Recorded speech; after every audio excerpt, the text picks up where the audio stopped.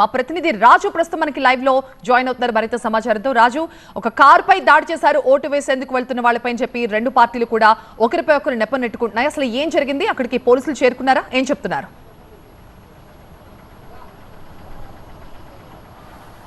అంటే కనంపల్లి కానేపల్లి రెండు చోట్ల కూడా ఘర్షణ వాతావరణం చోటు చేసుకుంది. ఒకటి కానేపల్లిలో స్కార్పియోని ధ్వంసం చేశారు. అయితే ఓటు హక్కు వినియోగించుకునేందుకు వచ్చిన వారిని అడ్డగించే ప్రయత్నం జరిగిందన్నదే ఈ దాడికి ప్రధాన కారణము. మరోవైపు కనంపల్లిలో పోలీసులకు స్థానికులకు మధ్య వాగ్వాదం జరిగింది. పోలింగ్ బూత్ వరకు కూడా ఓటర్లను అనుమతించడం లేదని పోలీసులపై తిరగబడిన పరిస్థితి కనిపిస్తుంది. అక్కడ ఘర్షణ వాతావరణం కూడా చోటు చేసుకుంది. అయితే మొత్తంగా ఇప్పటి వరకు కూడా 2 గంటల సమయంలో 7 గంటల నుంచి 9 గంటల వరకు చూస్తే 20% పోలింగ్ నమోదైంది.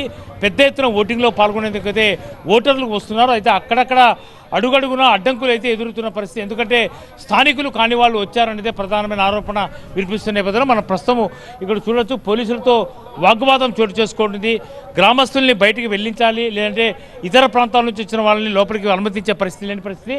ఇక్కడ ప్రస్తుతం అయితే నల్లపురెడ్డిపల్లి చెక్పోస్ట్ వద్ద, అంటే దాదాపుగా పులివెందుల కాన్స్టిట్యుయెన్సీ ఏదైతే ఎన్నిక జరుగుతున్న పులివెందుల జెడ్పీటీసీకి సంబంధించి ఎన్నిక జరుగుతుందో ఈ 15 పోలింగ్ బూతుల పరిధిలోనే పెద్ద ఎత్తున పోలీసులు మోహరించారు. కాబట్టి వచ్చే అనుమానితులు ఎవరైతే ఉంటారో వాళ్ళందరినీ కూడా పూర్తిగా తనిఖీ చేయడము, వాళ్ళు గుర్తింపు కార్డు, ఆధార్ కార్డును చూడడము, ఆ తర్వాతనే లోపలికి అనుమతిస్తున్న పరిస్థితి కనిపిస్తుంది. అయితే చాలా చోట్ల పోలీసులకు స్థానికులకు మధ్య ఘర్షణ వాతావరణం చోటు చేసుకుంది. అయితే స్థానికేతరులు చాలామంది వచ్చారనేదే ప్రధానమైన ఆరోపణ. ఈ నేపథ్యంలోనే వాహనాల తనిఖీల్లో ఉద్రిక్త పరిస్థితి నెలకొన్న పరిస్థితి కనిపిస్తుంది. అయితే ఇప్పటి వరకు కూడా కానేపల్లి, కనంపల్లితో పాటు మరికొన్ని చోట్ల కూడా ఉద్రిక్త పరిస్థితులను నెలకొంది. అభ్యర్థి ఎవరైతే ఓటు హక్కు వినియోగించుకునేందుకు వచ్చినటువంటి వ్యక్తిని అక్కడ అడ్డగించే ప్రయత్నం జరిగినప్పుడే పెద్ద ఎత్తున ఘర్షణ వాతావరణము చోటు చేసుకుంది. అయితే ప్రశాంతంగానే పోలింగ్ జరుగుతోందని చెప్పేసి ఇప్పటి వరకు చెబుతున్నా ఘర్షణ వాతావరణం పోలింగ్ కేంద్రాల బయట కొనసాగుతున్న పరిస్థితి కనిపిస్తుంది. చాలా చోట్ల ఓటు హక్కు వినియోగించుకునేందుకు వస్తున్న వాళ్ళని